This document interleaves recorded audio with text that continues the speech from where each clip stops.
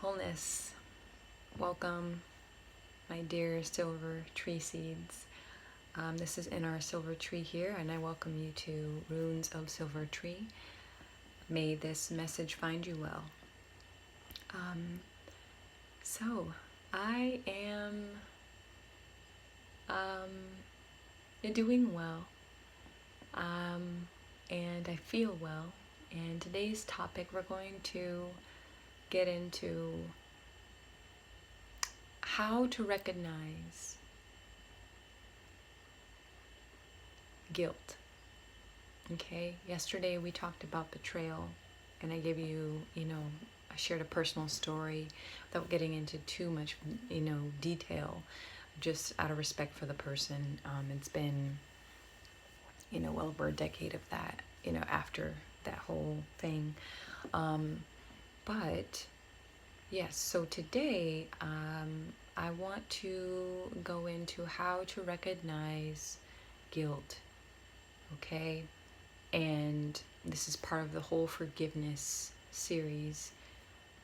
So this is the fourth wound of the heart, guilt. Guilt is by far probably one of the most toxic of the wounds. Once someone has been ridden with or infected with guilt, meaning they've done something that they're incredibly ashamed of, or they've witnessed something outside of themselves that took place that wasn't necessarily in their control, but the amount of guilt that they carry from that experience, meaning that they could have done something to change it, right? And so they're very remorseful, nostalgic, in a very negative way. And with the spirit of guilt, with that type of energy, carrying that into your space is a dream killer, right? You can't live in the present because you can't, it's almost like the past haunts you. If you try to look into the future, then you'll say, oh, well, if I hadn't done this, if I hadn't seen this, or if I would have done that or this, then my future would be this way, right? And in the present moment, you try to be present, but then you have the past haunting you, and it plays like a record or a movie scene, just going over and over and over and over, and you feel like you're out of control. And guilt will push us to commit the most toxic, or have the most toxic behaviors that, infects our way of living. We'll overeat, or we'll overindulge because it's a form of self-medication.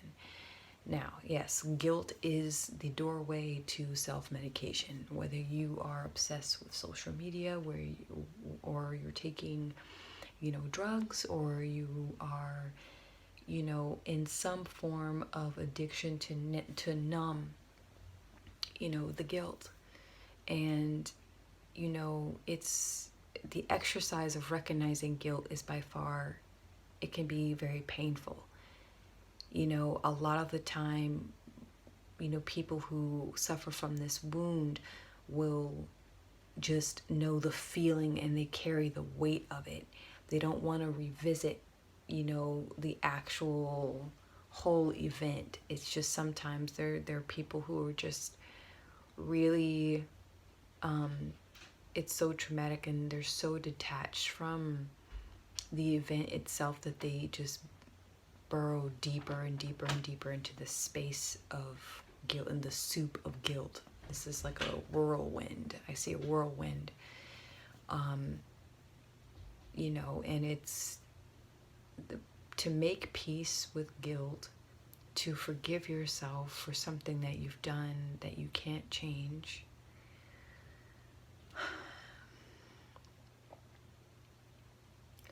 It's incredibly difficult to let it go, and with guilt, you have to, when you're recognizing what the guilt, where the guilt is, why you feel guilty, it's all about also how you perceive time.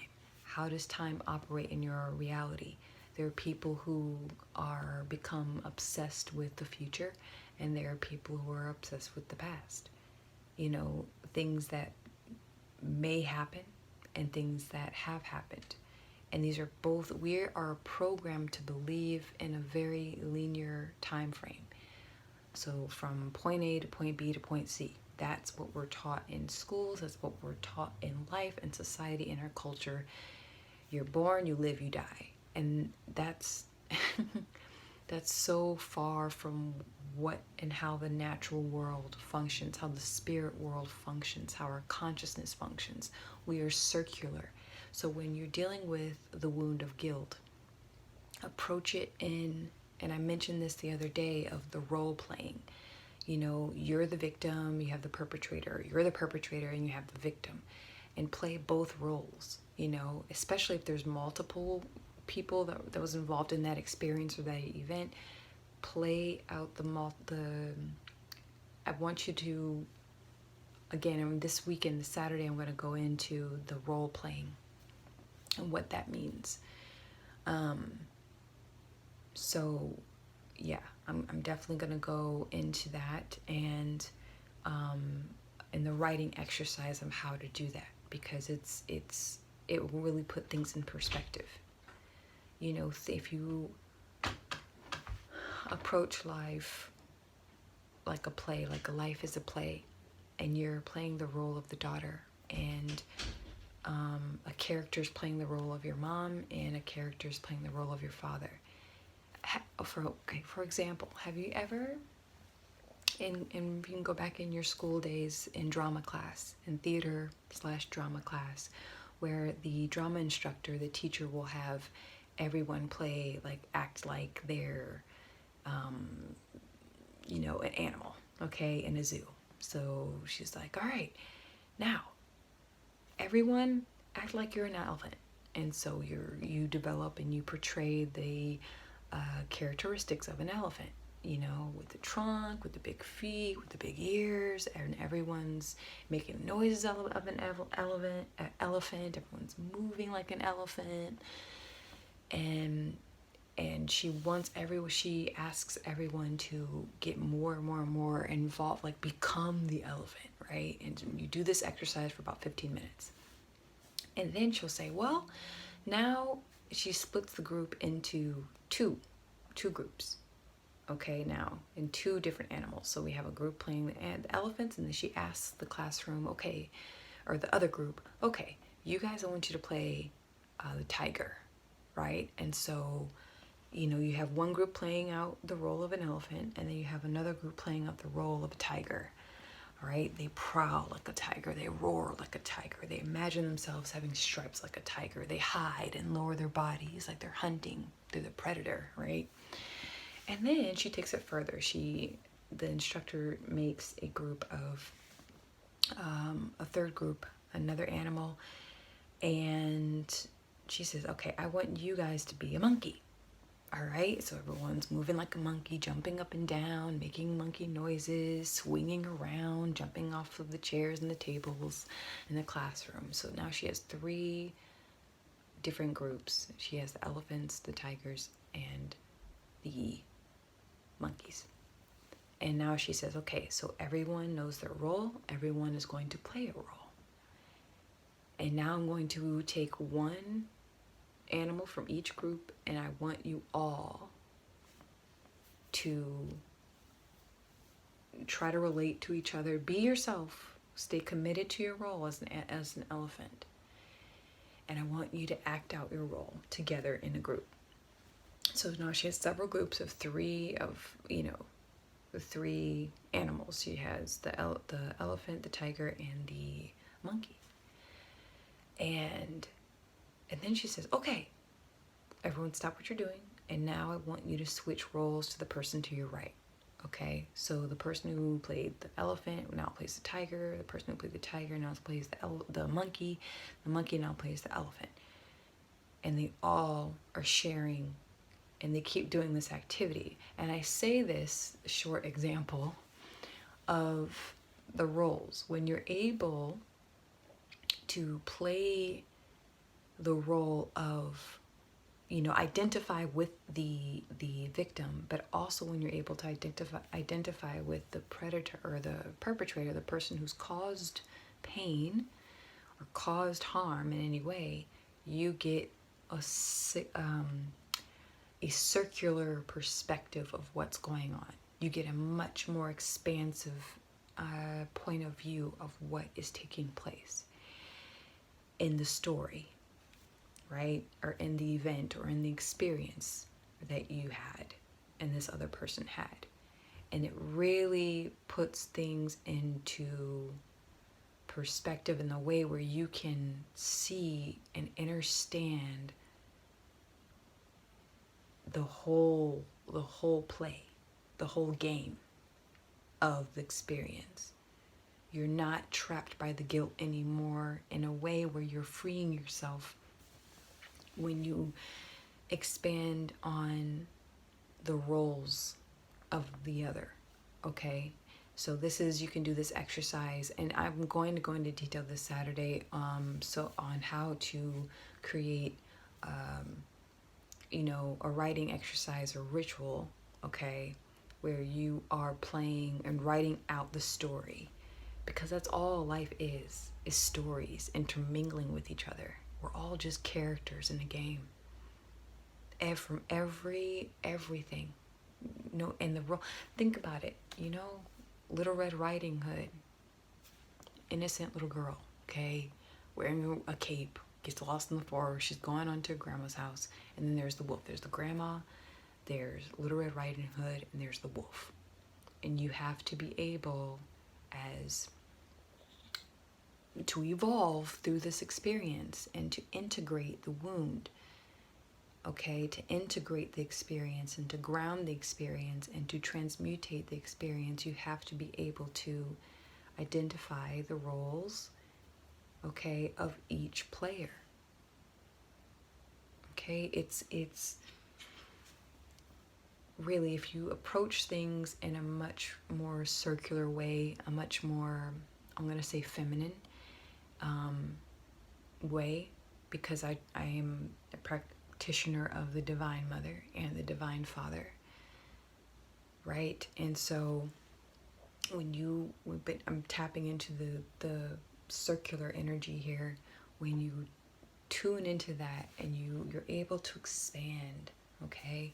You're able to expand outward to see a bigger truth and to realize hidden truths behind your pain. There are so many hidden truths behind your pain. So many hidden truths behind the guilt. Oh, I shoulda, coulda, woulda, shoulda, coulda, woulda, shoulda, coulda, woulda, shoulda, coulda, woulda. That's a type of hell.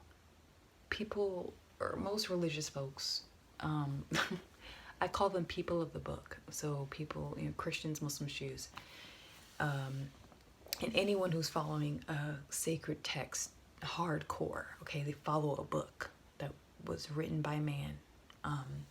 And man is full of error, so I'll save that for another discussion. But the people of the book tend to go on and on about, oh my gosh, we need to get into heaven. We need to get into hell, or we're going to go to hell. We're going to go to hell. We're going to go to hell. We need to get to heaven. We need to get to heaven. We need to get to heaven. And, for me, hell is here. Hell is here. Hell and heaven coexist with each other. I know, sounds bizarre, doesn't it? It does. Hell is your state of mind. There's a book that I read, to a class, a high school students that I taught a couple of years ago, and I was teaching an English class, and the book was called Night, and I can't recall the writer, the name of the author, but the author was he survived the Holocaust in World War II, and he wrote this book on his experiences in, I think, one of the most deadliest camps, Auschwitz. And so it was really, and I believe in an interview he said, well, how I survived, because there's horrors, complete horrors, or it was hell there. And he said how I survived it was he had to go within, and he had to change and shift his perception and how he perceived his experiences, because hell is a state of mind. You're caught up, you're trapped in guilt, blame, and betrayal, and I don't know why the word negligence of the inner state of your mind will cause you to have and experience hell in your life. People think that hell is something that, or people think that it's non-existent, that hell doesn't exist, which no, it does. It really, really does. Really and truly, if you're in a space where you are experiencing deep seated discontent with your life, if you are you either, another example, if you feel in your heart like you have all the money in the world, you're making 6 figures, you have 4 cars, you got a big house, you're able to sustain yourself financially to the point where you can give your kids the best education, give them, create wonderful experiences, go on vacation, but you still feel miserable, that's a state of hell. Same for people who are in poverty. You can't feed yourself. You're only eating rice and potatoes. Your refrigerator's empty. I know right now of an individual who the job, because the job doesn't want to outright fire him or let him go. So they're, a thing in American culture is if an employer doesn't want you, they'll minimize your hours to the point where they're non-existent. So they're conscious that you can't sustain yourself financially, but they're giving you the bare minimum. And I think that that's worse. If you don't want someone to work for you, fire them and get rid of them. Don't keep them on and have them, stagnate their livelihood. That's what a lot of people do. A lot of companies do this to a lot of people in the States, and that's gonna come and bite them in the butt one day. Anyway, but back to my point. You're in poverty, you're experiencing poverty, financial setbacks, okay? And that's a type of hell because there are many people who don't have absolutely nothing, or they make very little, just enough to get by, and they're absolutely content with their life. They're in heaven. You see it right now with the nomadic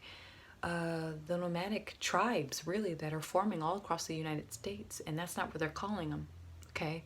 But there are tribes of people who are living nomadically out of their cars, okay? And to how you perceive that, how another American would perceive that would be, oh, they're impoverished, they're in poverty. But for them, it's complete and utter liberation and freedom, right? To someone else living out of the car, it's a hell. They have nowhere to poop, nowhere to shower. They have to they have to find food, cook food in weird ways, find places to wash their clothes, hide the fact that they're living out of the car. It's a completely different, it's very dualistic. We live in a very dualistic world. We do. But my point is, like when you're back to connecting this to the wounds of the heart, okay, it's about how you perceive these experiences in your space and in your life as an individual that will dictate if you are in hell or heaven.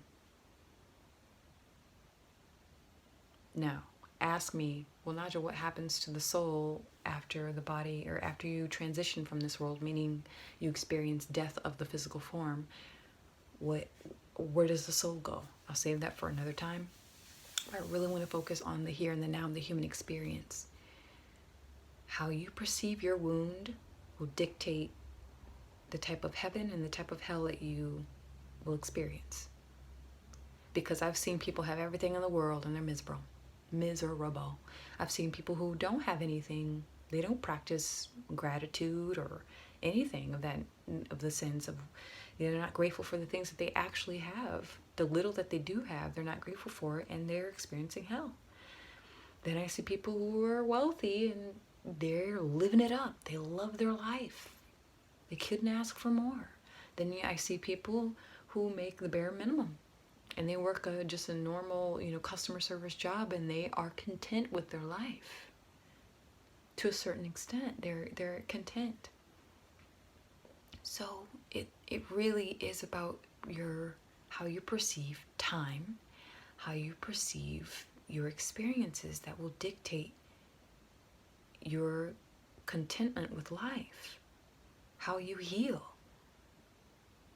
When you're able to perceive in a more circular, feminine way, meaning it's not constricted, this is wrong, this is right, I was wrong and he's right, or he's right and I was wrong. No. When you're able to tune into the role that they played in that experience and the role that you played in the experience, and how both of the roles coincided and melted to get together to create the experience, it really opens you. Then you begin to access the inner dimensions within your own consciousness, because we're interdimensional, multidimensional beings. We are.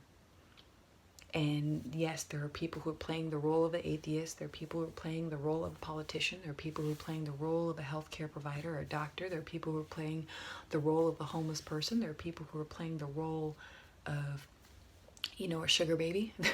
There are people who are playing the role of off-gridder, people who live close to the land. There are people who are playing the role of an oracle, the soothsayer. There are people who are playing the role of the end of the world prepper. There are people who are playing the role of the 9-to-5er.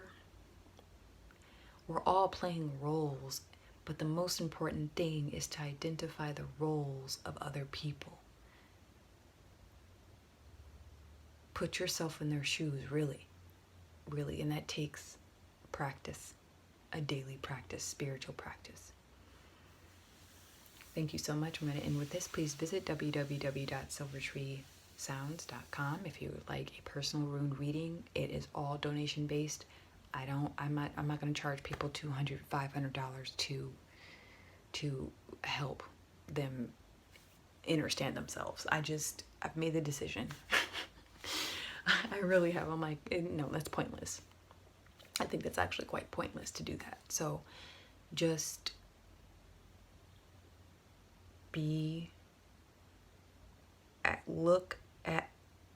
approach the wound of guilt and ask yourself, who else played a role in this? Because sometimes we can actually hurt ourselves.